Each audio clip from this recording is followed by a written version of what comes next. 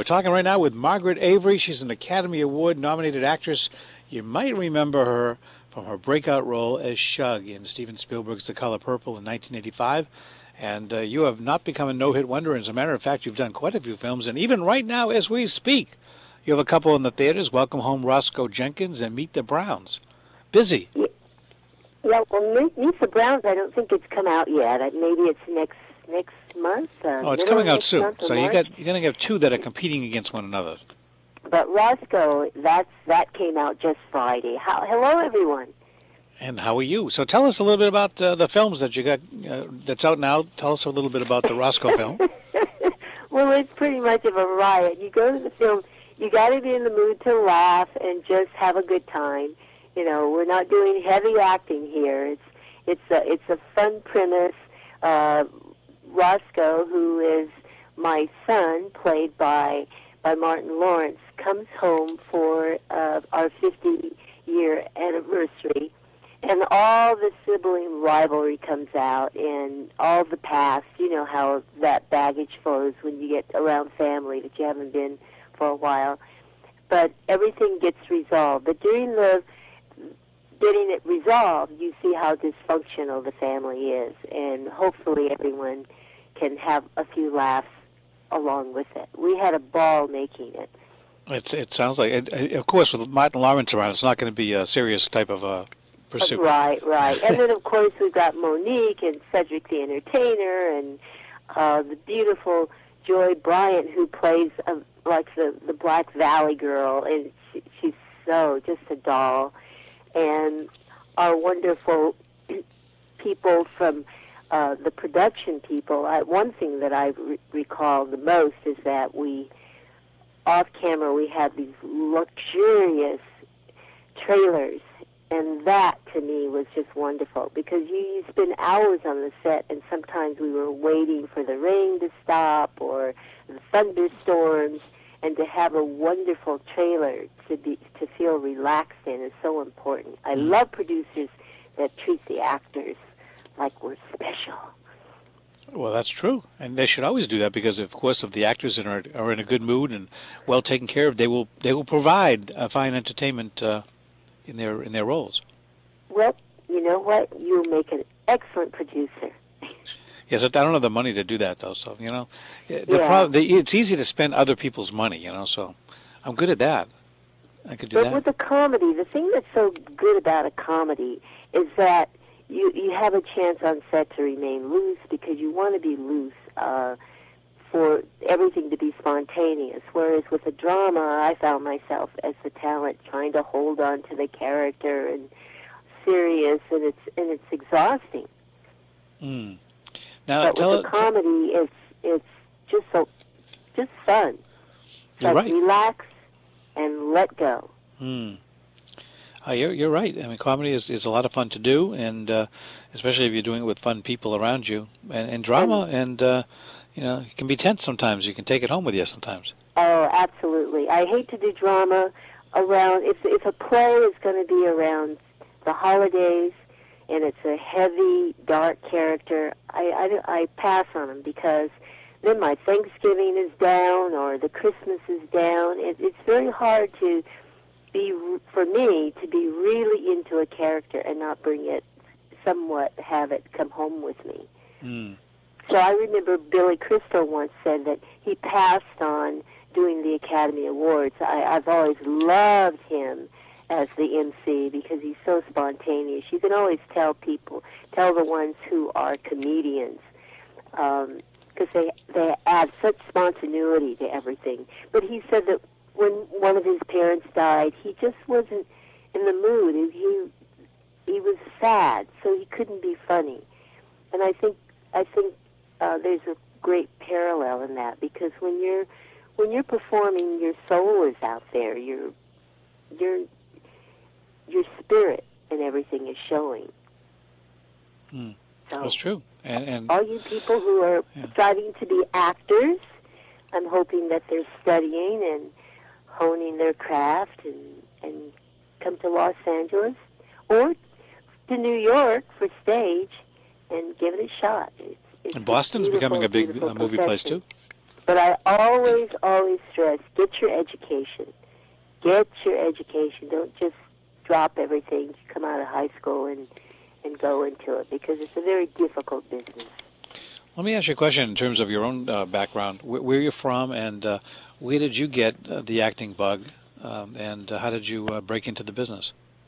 Well, I was born in Oklahoma, and a Navy child, and my dad came to San Diego, and so I really grew up in California, in San Diego, and then got my college education at San Francisco State, and went into teaching. Of course, in those days, there weren't many professions offered for women, and particularly women of color. I mean, most women went into social work or teaching or nursing at that time, and so I chose education. And lucky me, it's been a wonderful background for me. When I say education, I taught elementary school. And around about that time, Dr. Martin Luther King was assassinated, and I recall him talking about your dreams. See, my parents never supported me to be an actor. You know, they felt that studying, singing, and dancing, there were enough people of color singing and dancing and smiling, and so they said, get your education.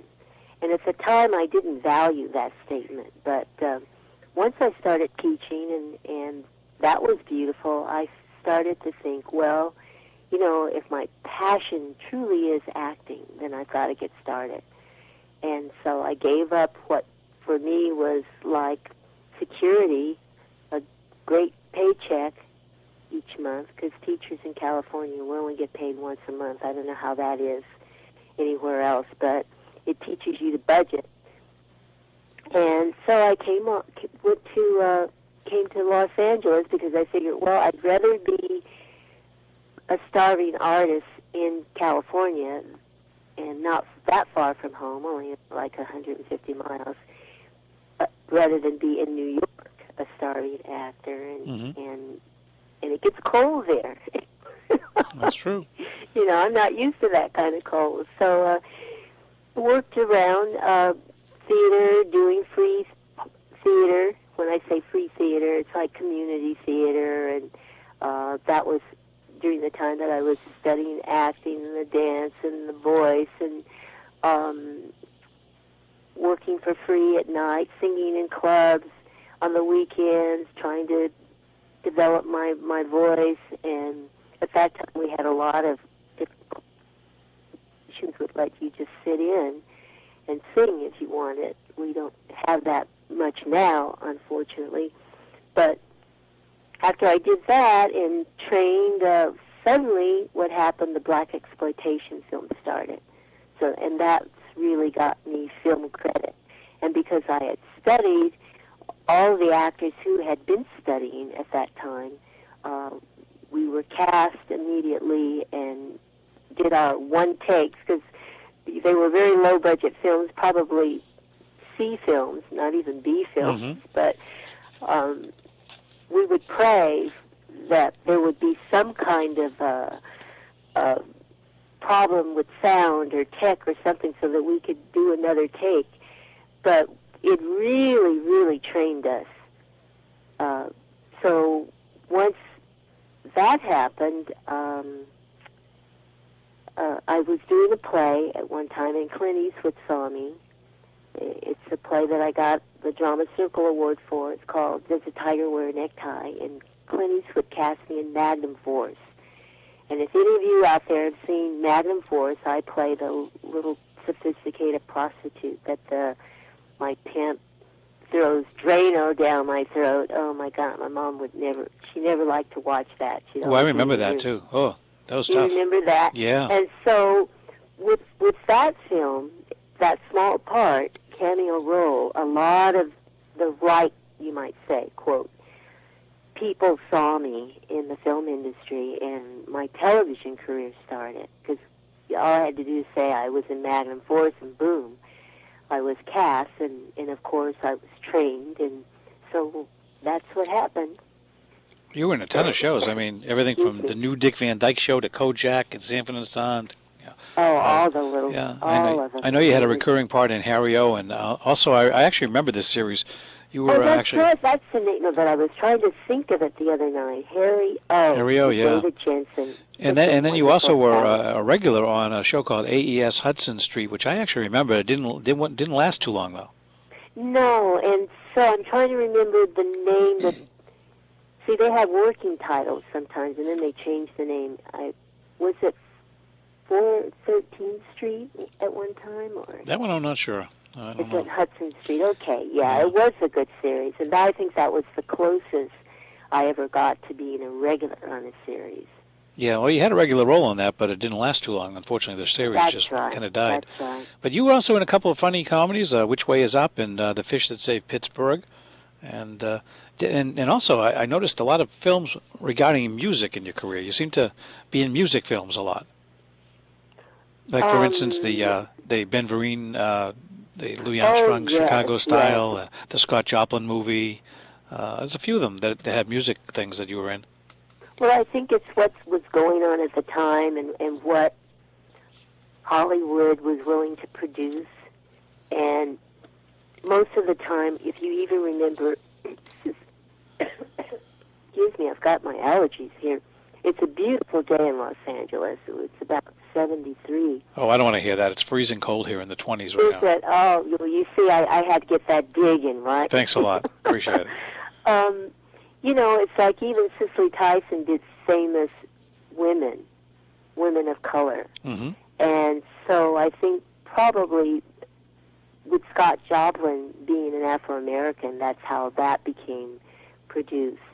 And even with the black, it seems like Hollywood follows sort of like a what's in this decade, you might say. Because with the black exploitation films, it was always the pimps and hookers and robbers and those scenes. Mm-hmm. A lot of them, not all of them, but a lot of them. It was what was happening in the streets of Harlem and other places in the city, and it was like an easy story to project with action, because that was what sold action films and shoot 'em ups and that kind of thing. The modern black cowboys, I guess. And then with movies, or let's say movies for television, it moved into doing more educational and sophisticated roles. People of color who accomplished things in our country. Well, you know, here you were doing all this stuff in the 1970s. Then in the middle of 1980s, you do a movie for Steven Spielberg called The Color Purple, where you play a drug-riddled fly-by-night singer, Shug Avery. Sure. We use the same. You use the same Shug Avery with the same last name, which is interesting, and that gets you an Academy Award nomination, and everybody in the world now knows who you are. What was it like working with Steve and Oprah? And also tell us a little bit about what happens when you're nominated for an Academy Award. Okay, well, it was wonderful working with Steven, because it was I finally got out of the feature film B films and had the luxury of good food on the set, a director that knew how to communicate to actors what he wanted, and he was very specific. He was easy to work with, and that was a pleasure, you know, because a lot of directors haven't worked with actors, or they haven't studied acting, and they'll just go on and on and on rambling about how they want the character to be in that scene, and it's confusing. But Stephen would say something like, "Do you remember when you were a kid and such happened, the feeling you felt?" And the boom, I could see with Whoopi and Oprah, whenever he whispered something in his ear, the next take was like magic. It was different. He really knew how to get the best out of you. Now, the rumor has it that Patti LaBelle and Tina Turner were both offered that role. Is that true? Well, I know Tina Turner was offered the role. Did you see her on the Grammys? I did, yeah. She looks amazing. Oh, yeah, she and Beyonce, it was just so good to see old school and new school together with such tremendous talent, performing. I thought that the Grammys last night were unbelievable from the beginning with Sinatra and Alicia Keys. It was just an amazing night, I thought. I missed the beginning, doggone it. I just saw in the paper this morning that they had said that they opened with that. It was amazing. But your question was... I wanted to know how it felt to be nominated for an Academy Award and how that might have changed your career. Well, now at that time, there weren't many films out there for women of color. I think the last film that we had before Color Purple was Sounder with Cicely Tyson. Mm-hmm. And so I think maybe like 7 or 8 years had gone by. And so when Color Purple came, it was like phenomenal. It was, and most people didn't know that was a film from the book. So there's so many things that happened. There was Alice Walker had written this wonderful book, Pulitzer Prize winner, and a lot of blacks didn't like it because we didn't show in the film the redeeming qualities of Mr. And so they felt that, this film should represent black people, or they were hungry to see black images on film, and they were very disappointed that in their interpretation it put the black man down. And we could go on and on about that, but such powerful messages for everyone. And I did tour Europe with film, doing PR for it. Mm-hmm. And I did have a lot of Europeans say, well, is that the way black men are? So at that time, there was if you see The Color Purple now on stage, that part of the character is left in for Mr. You see the redeeming qualities of him, and it's more acceptable. Now, Stephen shot all of that, but the final cut of the film was 4 hours, so he had to cut 2 hours of the film. Wow! And you just never know when those scissors get to cutting in the editing room. You don't know how it's going to go, but that part of the film got cut. I know that with Roscoe Brown. I mean, has the DVD come out yet? I got cut a lot. Has the DVD come out yet of that Color Purple with the whole 4-hour movie? I know that they've done a lot with that. They did how it was made, and they shot. I'm not sure which DVD. I know I've done some. I've participated in a couple, but I'm not really sure what they were. Mark. Huh. Well, I don't know. Did I answer your question? Well, you still didn't respond to one thing. When you were nominated for that Academy Award, did that change things for you at all? Okay, all right. So, no, it didn't change much for me because, women of color were really limited, much more so than our counterparts, the men of color, Afro-American men. There's more out there for them. They're not limited to working in black films or in a family situation. So Danny Glover, I mean, he's worked with other actors as the sidekick, and you see that all the time. But with women of color, we're just so limited. Even now, 23 years after. Even now, because I'm anxious to see. I watch Holly Berry, and I watch our beautiful. Oh, I'm having a senior moment here. She's on Ugly Betty. Okay, Vanessa Williams. Vanessa Williams. Mm-hmm. I watch them because they've broken out for sure. And there might be someone that I've missed because I don't watch television 24/7. But with them, they haven't been limited to a black situation.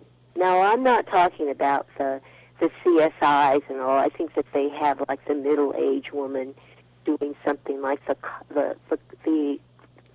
person in the cop's office that comes, the people answer to. There's a lovely actress out there that has that role. But as as a whole, it's always a black situation. And when that changes, when I can see that change, then I'll feel comfortable saying that the business has changed. One way, though, the business has changed. Tyler Perry, I really do admire him, and I said this to him, to his face, but I love the way he makes, even though they're black films, they're about family, and they're about coming together, and the importance of family, the importance of family unity, and respecting one another. Because at this time, so much of America is broken homes.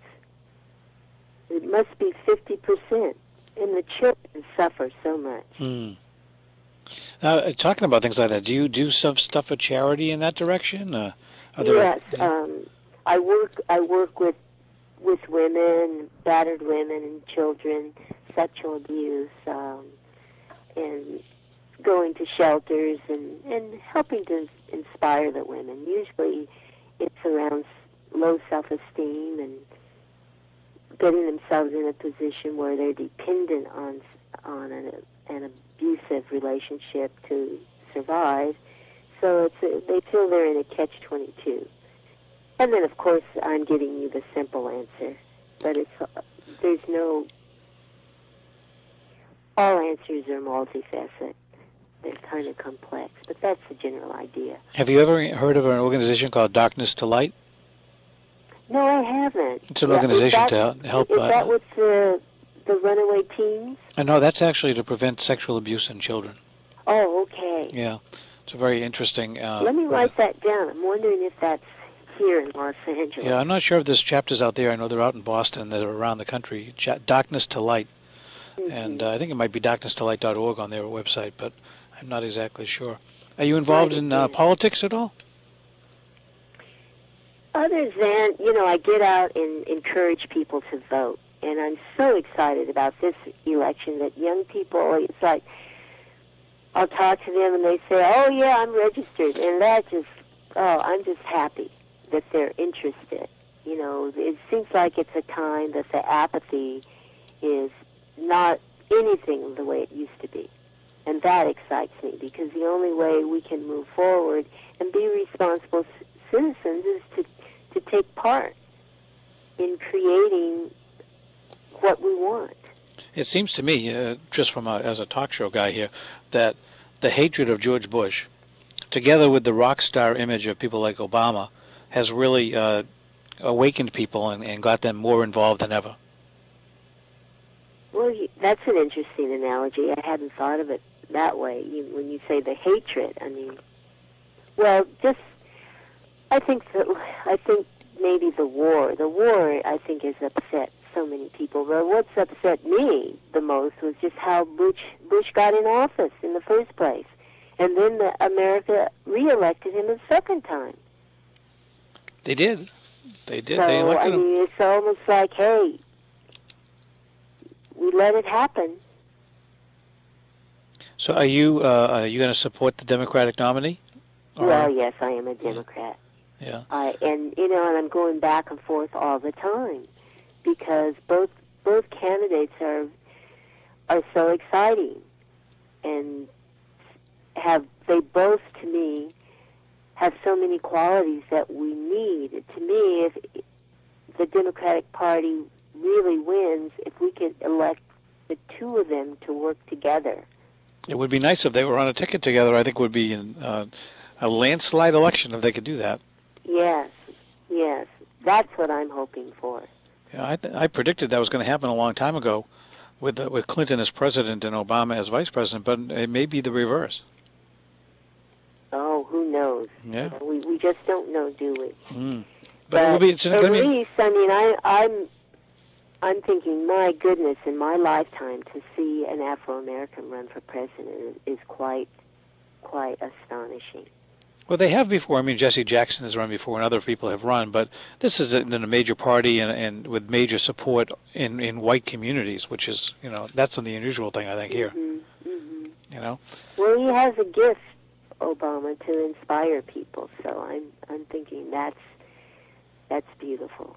If we could get the two of them working together, I think we would this country will really shape up and change our image. Oh my God, I was in Ghana last October in a situation. I was sitting at a restaurant in the hotel, and this flight attendant from, I think he was on an Italian airline, and he said, "Are you?" And I forget what he asked, what ethnicity what country I was from, and I said, "No, I'm American. I'm sorry." And before I could even think, that slipped out an apology, because I didn't realize how embarrassed I was being an American in Europe or in Africa.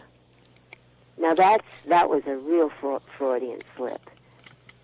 Yeah, I'm certainly not embarrassed being an American anywhere, but maybe. Oh yeah, well, I had a lot of European friends call and say, "What's wrong when we elected Bush the second time?" They said, "What's wrong with you Americans? What, are you crazy? How does that happen?" They were all dumbfounded. I'm talking about friends from Germany, Italy, France, Denmark. Well, they were just all amazed. My own feeling is that if people say things like that to me, I just say, Americans, they vote for who they want to. That's what democracy is all about. Well, I couldn't. I was just as dumbfounded as they. I didn't have the answer. That would have been smart. We're talking with Margaret Avery. And Margaret, let's talk a little bit again. Welcome Home, Roscoe Jenkins is on the screens now. Meet the Browns will be out in a month or so. Tell us a little bit about Meet the Browns. Okay, Meet the Browns, another family situation, and it's headed with our Tyler Perry, of course, and he has the Medea character. And our star is the lovely Angela Bassett, and that fine, oh my God, the ex-Laker player, Rick Fox. Oh, yeah. Used to be with the Celtics, too. Listen, ladies, he's every bit as good looking as he is on television. He's wonderful. I know we did a cast reading, and he was sitting like, Angela was next to me to my left, and then he was just on the other side of her, and I kept trying to peer around to see him, and I thought, oh, come on now, Margaret, you can't be a grandma lusting after this young man. That's funny. He used to play with the Boston Celtics, too. Oh, did he? Before he was with the Lakers, he was with the Celtics, yeah. Ah, okay. Well, I really miss that old dream team of the Lakers. Robert Horry and Rick Fox. But change, They do. You have to move on. Well, the Celtics have had some bad years. Now we got the best team in the league, so it changes. Yeah, but you used to beat L.A., I understand, for years. Well, that's true. You always came to L.A. and beat us. Yes. Those Celtics. Especially when Magic Johnson was there and Larry Bird were battling. They used to battle each other all the time. Mm-hmm. It was kind of fun. That's when we started to have our day against them. Yeah, I happen to. By the way, I'm a big fan of Angela Bassett. I think she's a stunning woman. She's a beautiful person. Yes. Yeah. Beautiful person. So anyway, you asked me about the film. So anyway, Angela Bassett. It started out that I was going to be her mother, and it was a scene in Chicago. And I said to the casting person, Reuben Cannon, I said, Reuben, I don't think you're going to need this scene. It's just all exposition. I love the part because it was written with I could see a little comedy with it and all. And wouldn't you know, about a week later, he calls me and says, Margaret, Tyler cut that scene. I said, I knew he would because they didn't need it. So what they did, he says, but we would like for you to be a part of the Brown family. So would you play the part of Sarah? So Sarah and Frank Faison, that's my husband, they all come, we're the Browns, and they all come to our home, Angela, because her father died. Mm-hmm. And she's been estranged from her father most of her life, so she decides to come for the funeral, and that's when it all starts. And we have, once again, a dysfunctional family, and all that comes out with funerals. I wouldn't buy you playing her mom. You're much too young and beautiful to be playing her mother. Oh, I played her mom 15 years ago with, the Jackson 5 series. Okay. So, I mean, 15 years later, so... I'm still not buying it. I'm not buying it then. I'm not buying it now. It worked. And do you know what? Do you know that we do favor? When you see us together, there is a resemblance. But there may be a resemblance, but I don't think it's mother and daughter. Maybe more sisterly. Well, it's a little gray in my hair and all. I mean, now you know that old ethnic expression, black don't crack. We don't wrinkle so much as losing the elasticity in our skin. So with makeup, you can look a lot younger, or you can look a little older. But it's not. If you notice, we had a problem with that with Color Purple, our makeup artist. He went to a lot of pains to make us up because we had the luxury of meeting with him before we ever started shooting. Because Color Purple, the film, takes place over a period of 40 years, right. And we age gradually. And it was horrible, his first impression of aging us. And we said, hey, both Whoopi and I said, you got to go look at how black people age. This ain't it. And he did. He went and did his homework. And you'll see, if you study, unless you're out in the sun an awful lot, we don't get a lot of wrinkles. It's losing the elasticity. So when you aged 20 years in the film Color Purple, was it similar to your actual aging from Color Purple to now? I would say so, because people say, oh, you don't look any different. And so I'm thinking, yeah, if you say I don't look any different, then that's because I'm looking like I aged in the film. But, I've got the crow's feet, around the little eyes that products are always trying to make money with women. But, hey, I'm okay. I've earned my little crow's feet, and I have my health, and I'm happy to do it. Well, I'm looking at pictures of you on the web, and I think you look fantastic. So, what do you think of that? Yeah, those web pictures turned out good, didn't they? I mean, and they, you know what? It's like photographers shoot you on the red carpet, and before you get home, you're on the internet. That's true. By the way, folks can actually go to margaretavery.com. You have your own site. Yes, I'm launching it. Yeah, and I noticed that, so folks can go I there am and launching. check in. I'm trying to join the 21st century and do that. I've finally got email down pretty well. I don't know the computer well enough to tweak it and get it to do things that it's supposed to do, but the last 3 months I've done really well, because a lot of my business associates now only email. Mm-hmm. So that's gotten me up to speed. So I understand you have a daughter, Aisha, right? Yes. Now, is she in the biz at all? She said, no, Mom, I don't want to do it. I saw how hard you had to work, and I don't want to do that. So I was kind of relieved, because it's such a tough business for anyone, and particularly for women. How old is she? My daughter now? She's 30. Oh, really? 30. Oh, wow. So what does she do? She's in commercial real estate. Okay. That's good. Now, I have done a little real estate, and that's pretty hard, too. But she's a go-getter, and she works well with time management. Being more self-employed and in control of her time is something that she likes. Well, I'm glad that you are doing so well, and folks can see you in Welcome Home, Roscoe Jenkins, and maybe a little bit in the Meet the Browns film as well, coming out. Yeah, well, I haven't seen it yet now. So, Mark, I don't know. You never know what happened in the editing room. But, yes, I think people, they got to show something of me since everyone's coming to my house.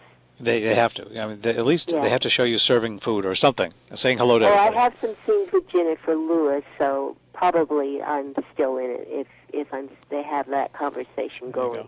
And if you go to the movies and she's not in it, if you go to the movies and you don't see Jennifer Lewis, if you go see Meet the Browns and you don't see Margaret, then go right to the box office and demand your money back. Yes, call Tyler Perry and say, why did you do that? Well, Margaret, it's a pleasure to talk to you, and I wish you lots of luck in the future. And more success and a great career. And the website is being launched. I mean, I'm still working on it, but it'll be margaretavery.com, and I appreciate you mentioning it. It was my pleasure. And it was a pleasure to have you on pmpnetwork.com as well. Thank you so much. Take care. Okay. Bye-bye. And you know what? I didn't even get a cold breeze. That's a bad joke. Take care of yourself. Okay. Thanks so much. Okay. Bye-bye. Bye-bye.